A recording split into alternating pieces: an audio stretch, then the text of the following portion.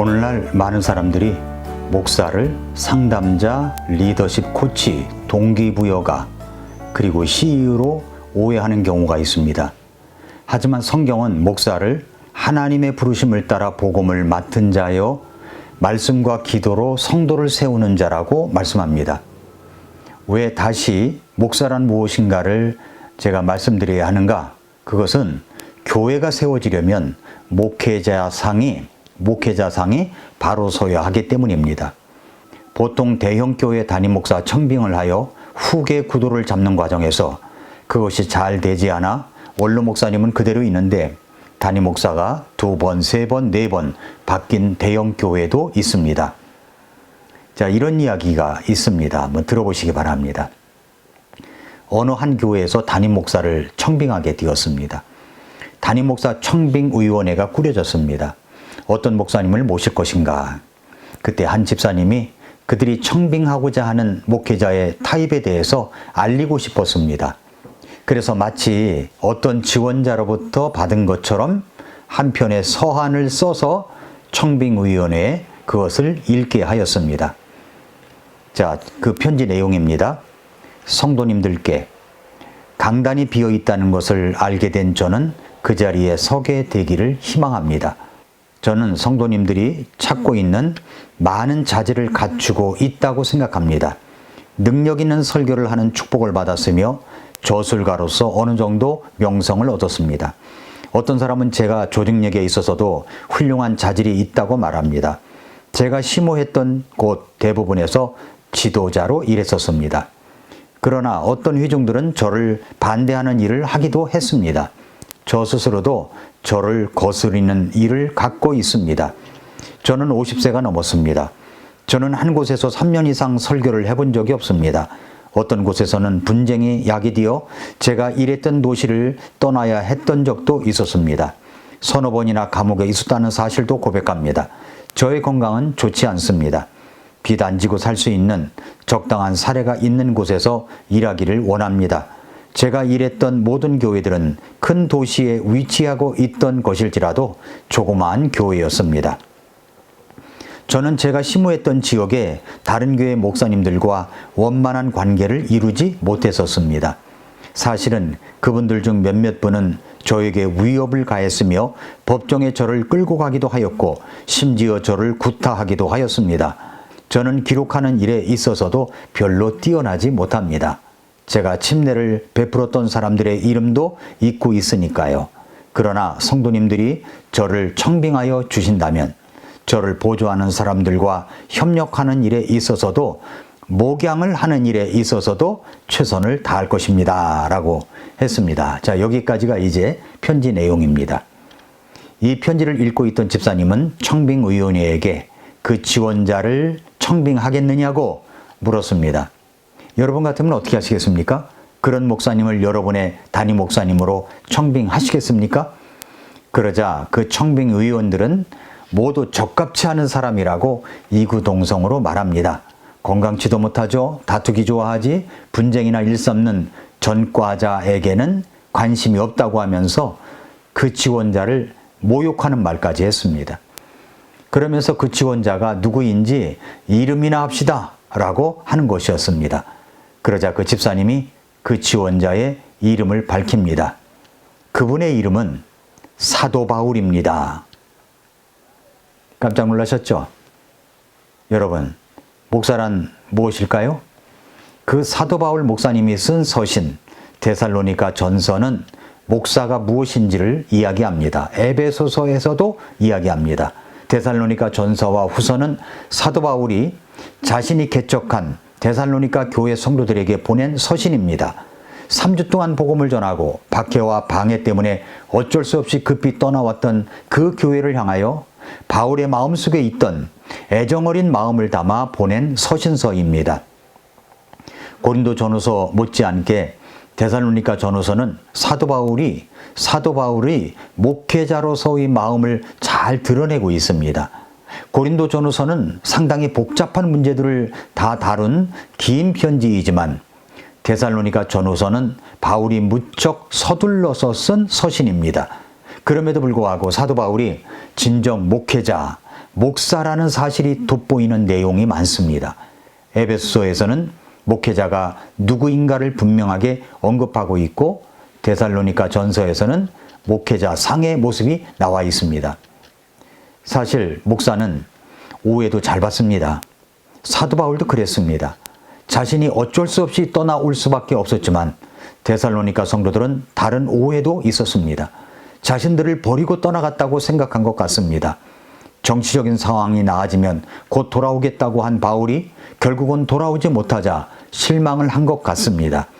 그래서 사도 바울은 데살로니가 성도들에게 이렇게 변명을 한 것입니다. 데살로니가 전서 2장 17절부터 19절을 보면 그러나 형제들아 우리가 얼굴로는 잠시 너희를 떠났으나 마음으로는 떠나지 아니하였으므로 너희 얼굴 보기를 크게 원하며 더욱 넘치도록 힘썼노라. 그러므로 우리가 너희에게 가고자 하였고 특히나 바울은 한 번 그리고 또다시 가고자 하였으나 사탄이 우리를 막았도다. 우리의 소망이나 기쁨이나 환희의 관이 무엇이냐? 우리 주 예수 그리스도께서 오실 때 그분 앞에 있을 바로 너희가 아니냐? 너희는 우리의 영광이요 기쁨이니라. 내가 가고 싶지 않아서 못 간 것이 아닙니다. 내가 너희에게 가고자 그렇게 했었지만 사탄이 나를 막고 있습니다. 그러나 여러분들이 나의 소망과 기쁨의 크라운, 왕관입니다. 상급입니다. 여러분은 우리의 영광이요 기쁨입니다. 라고 말하고 있는 것입니다. 데살로니가 전서 2장 1절부터 12절은 목사여 목회자로서의 사도 바울의 모습을 볼 수가 있습니다. 이것을 통해서 목사가 무엇인지 잘 드러나 있죠. 목사란 무엇일까요? 첫째로 목사는 부르심을 받은 사람입니다. 주님께 콜링을 받았다는 말입니다. 에베소서 4장 11절에서 그분께서 어떤 사람들은 사도로, 어떤 사람들은 대언자로, 어떤 사람들은 복음전도자로, 어떤 사람들은 목사 겸 교사로 주셨다라고 했죠. 그분께서, 하나님께서, 예수 그리스도께서 어떤 사람들은 사도로, 대언자로, 이제 그 시대는 지나갔기 때문에 이제는 복음전도자, 목사 겸 교사가 있습니다. 그분께서 주셨다고 말씀합니다. 여기 주셨으니 라는 말은 그리스어로 에도켄이라고 하는데 그분께서 예수 그리스도께서 주셨다라는 말은 에도켄이라는 말은 주다, 내어주다, 선물하다, 임명하다, 허락하다라는 뜻이 있습니다. 에도켄은 단순히 배치했다는 의미가 아니라 권위와 사랑 안에서 선물로 주셨다는 뜻을 포함하고 있습니다. 이 직분들은 교회에 대한 하나님의 은혜의 선물로 주어진 것입니다. 목사직은 사람이 스스로 만들어낸 자리가 아니라 그리스도께서 몸된 교회를 세우기 위해 친히 주신 은혜의 선물입니다. 여기 복음 전도자와 목사 겸 교사로 주셨다고 그랬죠? 복음 전도자가 뭡니까? 복음을 선포하는 자, 예를 들어 빌립과 같은 사람, 교회 바깥에 있는 자들에게 복음을 전하는 사역을 한 사람입니다. 자, 목사 겸 교사로 주셨다고 그랬습니다. 목자들 그리고 교사들이 아니라 그리스어 문장 구조상 한 사람의 두 역할을 말하고 있습니다. 목사는 반드시 가르치는 자여야 합니다. 가르치는 일을 잘해야 됩니다. 목사는 양을 돌보고 보호하는 자입니다. 교사는 말씀을 풀어주는 자입니다. 에베소서 4장 11절은 목사란 누구인가를 말씀하고 있습니다. 먼저 목사는 하나님이 친히 교회에 선물로 주신 사람입니다. 여기 주셨다는 표현은 하나님께서 교회를 사랑하셔서 특별한 사람을 택해 주셨다는 의미입니다. 목회는 직업이 아니라 소명입니다. 소명이자 콜링이자 사명, 미션입니다. 하나님께 부름받은 자입니다. 목사직은 인간이 만든 역할이 아닙니다. 그것은 예수님께서 몸된 교회를 세우기 위해 친히 주신 것입니다. 마치 부모가 자녀에게 꼭 필요한 교사를 선물하듯 하나님은 교회에 목사를 선물로 주신 것입니다. 목사 겸 교사를 선물로 주신 것입니다. 그 다음에 두 번째, 목사는 사람의 부름을 받은 것이 아니라 하나님의 부르심을 받은 사람입니다. 디모데전서 1장 12절에 나를 능력 있게 하신 그리스도 예수 우리 주께 내가 감사를 드리노니 이는 그분께서 나를 신실한 자로 여기사 내게 사역을 맡기셨기 때문이라 라고 했습니다. 하나님께서 맡기신 사역을 감당하는 사람이 목사입니다. 로마서 11장 29절에 이는 하나님의 선물들과 부르심에는 뜻을 돌이키는 일이 없기 때문이라. 그러니까 성도는 이 부르심을 받은 자를 사람이 아니라 하나님의 종으로 존중해야 한다는 뜻을 갖고 있는 겁니다. 세 번째, 목사는 양떼를 가르치고 보호하는 자로 교회 안에 세워진 사람입니다. 자, 목사 겸 교사로 주셨다라고 했습니다. 사도행전 20장 28절에 보면은 그러므로 너희 자신과 온 양떼에게 주의를 기울이라. 성령님께서 너희를 그들의 감독자들로 삼으사, 감독자라고 그랬죠? 그리고 하나님의 교회 곧 그분께서 자신의 피로 사신 교회를 먹이게 하셨느니라 했고요. 디모데후서 4장 2절에는 말씀을 선포하라. 때가 맞든지 맞지 아니하든지 긴급히 하라. 모든 오래 참음과 교리로 책망하고 꾸짖고 권면하라 라고 했습니다. 그러니까 목사의 역할은 단순히 리더가 아닌 영혼을 위한 말씀의 파수꾼이다 라는 말입니다. 양떼를 위하여 목사 겸 교사로 주셨습니다. 그러니까 목사는 양떼를 돌보는 사람이 목사입니다. 그뿐만 아니라 목사는 잘 가르쳐야 합니다.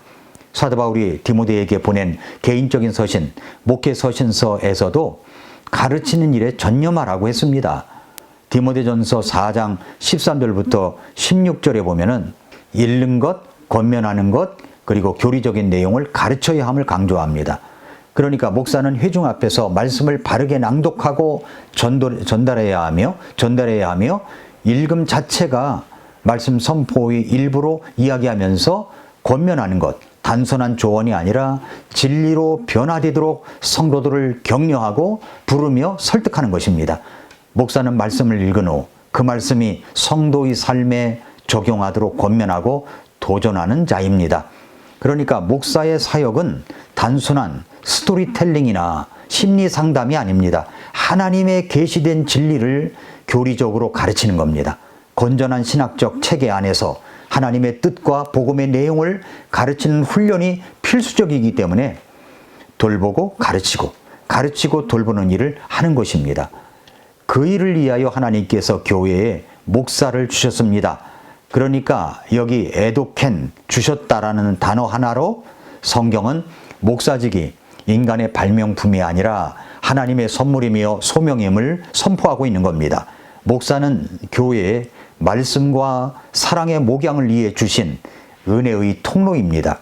그러니까 성도님들은 목사를 인간적 기준이 아니라 하나님의 부르심을 따라 세워진 자로 존중하고 기도해드리며 그리고 함께 동역해야 된다 하는 말씀을 우리에게 주시고 있습니다. 그 다음에 두 번째로 목사는 복음을 위하여 수고와 희생을 다하는 사람입니다. 데살로니가전서 2장 1, 2절을 보면은 형제들아 우리가 너희에게 들어간 것이 헛되지 아니한 줄을 너희 자신이 아나니 너희가 아는 바와 같이 우리가 전에 빌립보에서 고난을 당하고 치욕을 당하였지만 그럼에도 많은 싸움을 싸우며 하나님의 복음을 너희에게 말하려고 우리 하나님 안에서 담대하였느니라 라고 했습니다. 고난의 치욕 속과 많은 영적인 싸움 속에서도 하나님의 복음을 전하기 위해 담대함을 가지는 사람이 바로 목사입니다. 저는 이제 목회를 오래 하다 보니까 사실 정말 목회를 하면서 별의별 일을 다 겪을 때가 많습니다.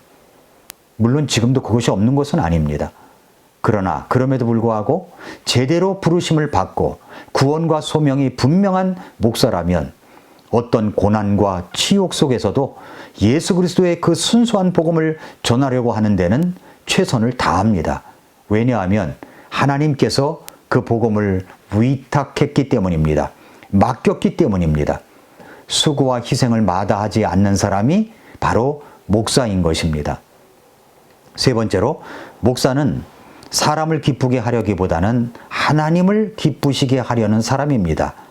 데살로니가전서 2장 3, 4절에서 우리의 권면은 속임수나 부정함에서 나지 아니하였고 간사함으로 한 것도 아니었노라. 다만 우리가 하나님의 허락을 받아 복음을 위탁받은 대로 그렇게 말하노니 이것은 우리가 사람들을 기쁘게 하려 함이 아니요 우리 마음을 시험하시는 하나님을 기쁘게 하려 함이라 라고 했습니다. 목사는 하나님을 기쁘게 하려고 하는 사람입니다. 목사는 유모처럼 부드러운 마음을 가지고 성도들을 돌보기도 하고 아버지처럼 권면도 하고 위로도 하고 때로는 엄하게 명령도 하면서 성도들을 돌봅니다. 데살로니가전서 2장 7, 8절에서 유모가 자기 아이들을 돌보듯 너희 가운데서 부드러운 자가 되었노라. 우리가 이같이 너희를 다정하게 사모하여 하나님의 복음뿐만 아니라 우리 자신의 혼도 너희에게 기꺼이 나누어 주려 하였으니 이는 너희가 우리에게 소중하였기 때문이라 라고 했습니다. 목사의 마음은 겉으로 볼 때는 강하게 보여도요, 사실 그 마음은 엄마가 아이들을 돌보듯 부드러운 마음, 연한 마음을 갖고 있습니다. 사도 바울은 자신을 이렇게 말합니다. 우리가 이같이 너희를 다정하게 사모하여. 사도 바울에게 그런 마음이 느껴집니까? 그런데 그렇다는 거예요. 너희를 다정하게 사모하여. 복음뿐 아니라 혼을 빼서라도 기꺼이 주고자 하는 마음입니다. 왜 그럴까요? 그분들이 너무나 소중하였기 때문입니다. 그렇게 소중하게 생각하는 사람이 목사라고 말하고 있습니다. 목사는 마음이 연합니다. 때로는 두려움도 많습니다. 때로는 외로워하기도 합니다. 도망가고 싶을 때도 있다는 것을 아는 사람은 아마 별로 없을 것입니다. 그렇지만 엄마가 아이들을 돌보듯 그렇게 부드러운 마음으로 성도들을 대합니다. 저도 겉으로 볼 때는 굉장히 강한 사람 같이 보이죠? 사실 제가 소심 A형입니다. 그걸 알아주는 사람이 많지 않아서 그렇죠. 11절에서 그랬습니다. 11절에 보니까 너희가 아는 바와 같이 우리가 너희 각 사람에게 아버지가 자기 자식들에게 하듯 권면하고 위로하며 명하였노니 라고 했습니다. 목사는 어머니처럼 부드럽고 목사는 엄마처럼 부드럽고 따뜻한 마음도 갖고 있지만 아버지처럼 엄하고 권면도 하고 명령도 한다고 말씀합니다. 목사는 이렇게 양면이 다 있습니다. 한쪽 면만 보고 오해를 하지 마십시오. 사도 바울은 자신의 목회자의 모습을 양면을 다 들어서 이해를 시키고 있습니다. 그 옛날이나 지금이나 이런 오해는 다 있는 것 같습니다. 왜 그렇게 때로는 부드러운 어머니처럼 때로는 엄한 아버지처럼 그렇게 하는 것일까요? 결론 부분에서 왜 그렇게 하는지 말씀을 드리겠습니다. 목사는 생활적인 면에서도 부족해도 복음을 전하는 사람입니다. 데살로니가전서 2장 9절부터 10절에 보면은 형제들아 우리의 수고와 해산의 고통을 너희가 기억하나니 우리가 너희 중 아무에게도 폐를 끼치지 아니하려 하였으므로 밤낮으로 수고하며 너희에게 하나님의 복음을 선포하였노라. 믿는 너희 가운데서 우리가 얼마나 거룩하고 옳고 흠없이 처신하였는지에 대하여는 너희가 증인이요 하나님도 그러하시도다. 자, 일시적이긴 하지만 사도 바울은 자비량 사역을 했습니다. 그만큼 생활적인 면에 어려웠기 때문입니다. 빌립보서 성도들이 그 사실을 알고 사도 바울을 후원하여 선교 헌금을 보내주었던 적도 있었습니다. 복음을 전하고 선포하는 일, 양육하는 일을 함에 있어서 그들에게 어떤 폐도 끼치지 않으려고 밤낮으로 수고를 하며 복음을 전하였고 양육을 하였습니다. 그러면서 자신을 변명하기를 믿는 너희 가운데서 우리가 얼마나 거룩하고 옳고 흠없이 처신하였는지에 대하여는 너희가 증인이잖냐. 또한 사실은 하나님이 증인이시다 라고 이야기합니다. 얼마나 오해를 하였으면 이 정도까지 말을 할까 싶습니다. 목사는 생활적인 면에서 부족해도 모자라도 자기 할 일을 계속합니다. 성도님들이 성실한 11조와 헌금 생활을 함으로 교회 재정이 채워지고 그것으로 목사와 사역자의 생활비와 운영비 그리고 선교와 전도를 위해서 쓰여지는데 재정이 그렇게 충분하지 못할 때가 많습니다. 어떤 분은 구원받은 그리스도인으로서 성실한 헌금을 하지 않는 분도 있습니다. 정직하게 드리지 않는 분도 있습니다. 그럴지라도 목사는 강요할 수가 없는 거죠. 자원하여 드려야 하기 때문입니다. 목사는 생활비가 적어도 모자라도 때로는 제때 받지 못해도 그럼에도 불구하고 사역을 하는 사람들이 바로 목사인 것입니다. 왜 그렇게 할까요? 왜 그렇게 목사는 때로는 부드러운 유모처럼 때로는 엄한 아버지처럼 희생과 수고를 마다하지 않고 생활비가 넉넉하지 않아도 목회를 하는 것일까요? 하나님의 부르심 때문이라는 것은 당연한 것이고, 본문에서는 이렇게 말씀합니다. 데살로니가전서 2장 12절을 보니까 이것은 너희를 부르사 자신의 왕국과 영광에 이르게 하신 하나님께 너희가 합당히 걷게 하려 함이라. 합당히 걷게 하기 위해서, 하나님께 합당히 걷게 하기 위해서 그렇다는 거죠. 에베소서 4장 12, 13절은 이것은 성도들을 완전하게 하고 섬기는 일을 하게 하며 그리스도의 몸을 세우게 하려 하심이라. 이로써 마침내 우리가 다 믿음과 하나님의 아들을 아는 일에 하나가 되어 완전한 사람에 도달하며 그리스도의 충만하심의 장성한 분량에 이르리니 라고 했습니다. 하나님께 합당하게 걷는 성도님들이 되게 하고자, 또 완전한 사람에 도달하게 하고자, 그리스도의 충만하심의 장성한 분량에 이르게 하고자 목사는 오늘도 기도하며 말씀 연구와 전하는 것에 최선을 다하고 있습니다. 잠자는 시간을 빼고 다 그렇게 하고 있다는 겁니다. 사랑하는 성도 여러분, 여러분은 여러분의 목회자에 대해서 얼마나 알고 이해하십니까? 격려와 후원과 기도를 아끼지 않는 성도가 될 때 여러분은 그 관계 속에서 부어주시는 하나님의 축복을 가질 수가 있습니다. 오늘 여러분의 목사님에 대해서 간절히 기도해 주십시오. 아침마다 새벽마다 여러분의 기도가 절실히 필요한 사람이 바로 담임 목사입니다. 사역자들입니다. 다음 시간에 그렇다면 이런 목회자, 목사를 위하여 성도들이 가져야 할 태도가 무엇인지를 성경에서 말씀하고 있는 바를 전하도록 하겠습니다. 오늘도 미라클 모닝입니다.